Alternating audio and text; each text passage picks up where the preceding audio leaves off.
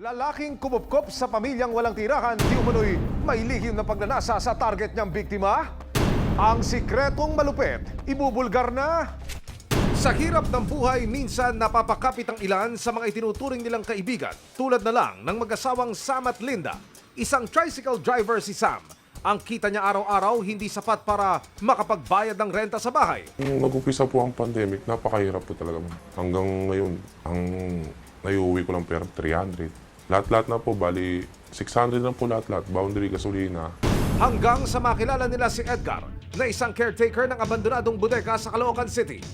Itinago namin ang pangalan ng suspect para maprotekta ka ng pagkakakilanlan ng biktima. Time po na nagdadrive po ako ng tricycle, nakikilala namin siya pag daan-daan po dyan. Hanggang pong masalamuha, okay naman po siya. Yung time po na kasagsagan nga po ng pandemic, nakitira kami sa kanya sa bodega. Pumayag naman po siya. Nang palayasin sila sa dati nilang nirerentakan, open arms silang winelcome ni Edgar sa kanyang tinutuluyan. Share your blessings, ika nga, pero pare, hindi lahat pwedeng i-share, no? Kung ano yung kakainin namin, yun din ang kakainin niya. Naghahanap buhay ako para sa amin lahat. Wala nang ako siyang binabayaran, kuryente, tubig, sa akin po lahat yun. Ayon din kay Sam, napalapit na ang mga anak niya kay Edgar dahil tuwing payday, galante raw siya sa mga bata, binibilhan pa nga ng gusto nilang ulam. Pumasok ko ba sa isip nyo na gagawin ito? Hindi Tawag po. sa inyong mga anak. Okay. Hindi po eh. Hindi ko akalaing gagawin niya. Siguro po sir, tinataon niyang wala kaming mag-asawa. Ang natitira, sila magkakapatid. Sinasabutahin niya kami. Hindi namin nakakalaing ganun gagawin niya. Kilala namin siya medyo matagal na rin na nag-guard dyan sa isang factory. Matagal, nagsasama-sama sila doon na parang isang pamilya. Kaya nung nagsumbong, hindi rin kami makapaniwala na nangyari yun. Kasi mabait yung taong yun. Pero ang good neighbor naging most wanted dahil si Edgar nilapastangan daw ang 15 taong gulang na anak ni Sam na si Joanna. Hindi niya tunay na pangalan. Hindi ko ni-expect na ganong magagawa niya sa anak ko. Wala pa po akong kaalam-alam po nun. At wala pa po sinasabi sa akin yung anak na meron na pala sa kanyang una nangyari sa kanya. Agad inireport ni Sam sa barangay at pulis ang ginawang harassment di umano ni Edgar sa menor de edad. Pero nagkaaregluhan ng dalawang panig at hindi na itinuloy ni Sam ang pagsasampa ng kaso. Pero lingid sa kanilang kaalaman, may mas malala palang ginawa si Edgar kay Joanna. Kinupkup ni Edgar ang pamilya ni Sam at Linda nang mawalan sila ng tirahan. Pero ito pala ang magiging mitya ng isang krimen. Dahil ang 15 taong gulang na anak nilang si Joanna, hinaras daw ni Edgar. Nakulong si Edgar pero nagkaaregluhan. May nalok po sa amin yung pamilya niya na pera. Naging practical na rin din po kami kasi kailangan din kasi namin yung pangupang ng bahay. Antayin niyo, papapalayas po kami yun. Tinanggap na namin. Pero po yung kaso niya na yun, yung harassment, doon po siya na-areglo.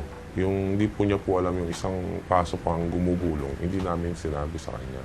Dahil dito, nakalaya pansamantala ang suspect. Pero lingid sa kaalaman ni Sam, hindi lang pala ito ang sinapit ni Joanna sa kamay ni Edgar. Dahil hinalay niya ang menor de edad, not once, but twice.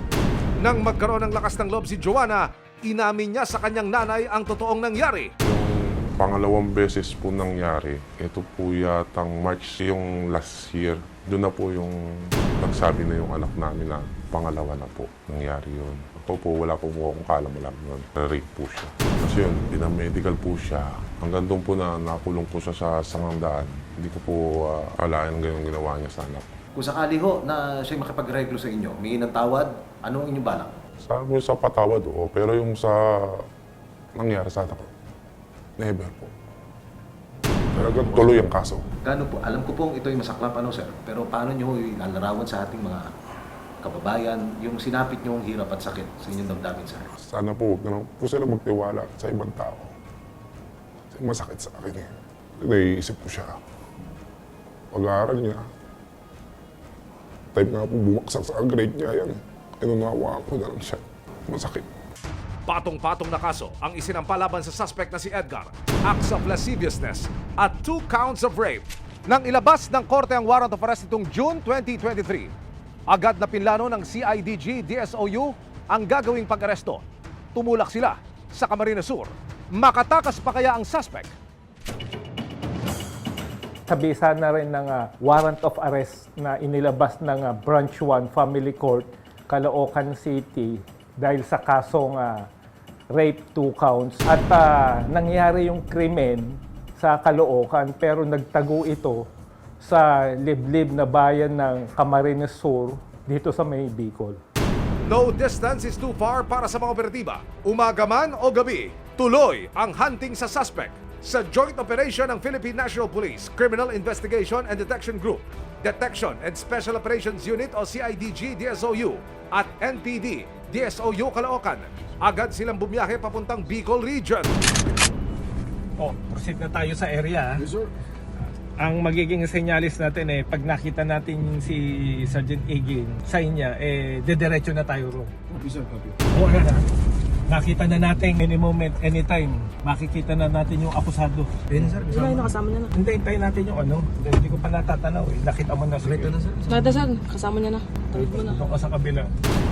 Baba, baba.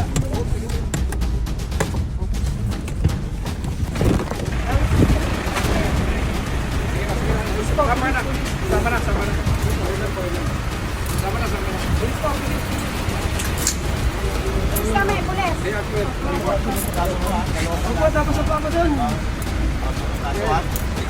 Opo, may tapos sa bako kung ano tagbabasabay po. Wala yun. Galing kami ng court, bago kami pumunta rito, existing yung warrant of arrest mo, inuutos, ma-arrestuin ka. So yung papel mo, wala yun. So, nakausap na po natin sila ano po eh. Kaso council rape, bilang ka noong June 15, 2023. Ngayon, may mga karapatan ka, karapatan mong manahimik, sa walang tibok. Naman ang pwede mo sabihin na maaaring gamitin, pabor o laban sa'yo sa anumang hukuman, korte. May karapatan ka rin kumuha ng sarili mong abogado. Bumiyahe kami papunta ng Bicol and then nung mahuli natin, ibinahin na rin natin siya. So nag-travel tayo ng more than 400 kilometers para lang mahuli itong akusado na to. Tapos na ang masasayang araw ng bakasyon ni Edgar dahil sa kulungan ang bagsak niya ngayon. Kasi kala ko nga po dati okay na nag-usap na po kami ng yung complainant. Dati po okay na yun. Kaya nung pumunta pa sila sa Bicol, nagulat po ako. Sila sir pumunta po doon.